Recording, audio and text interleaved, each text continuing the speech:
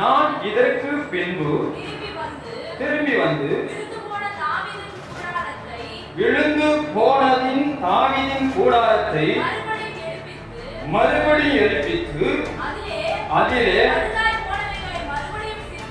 பழுதாய் போனவைகளை மறுபடியும் சீர்படுத்தி அதை செவ்வையாக நிறுத்துவேன் என்று இவைகளெல்லாம் செய்கிற கர்த்தர் சொல்லுகிறார். அல்லேலூயா, அல்லேலூயா. ஆமா, தேவநாம மகிமைப்படட்டும். நான் இதற்கு பின்பு திரும்பி வந்து விழுந்து போன தாவீதின் கூடாரத்தை மறுபடியும் எழுப்பித்து, அல்லேலூயா, விழுந்து போன கூடாரத்தை திரும்பவும் கட்டுகிறார். அல்லேலூயா.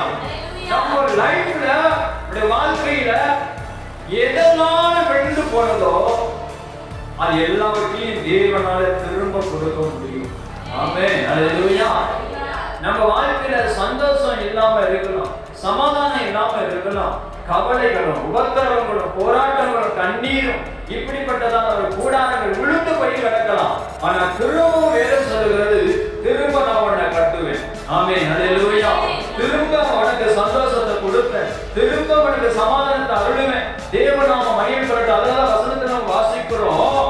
விழுந்து போன திரும்பி வந்து விழுந்து போன தாவீதின் கூடாரத்தை மறுபடியும் எடுப்பித்து அதிலே மறுபடியும் எடுப்பித்து பழுதாய் போனவைகளை மறுபடியும் சீர்படுத்தி.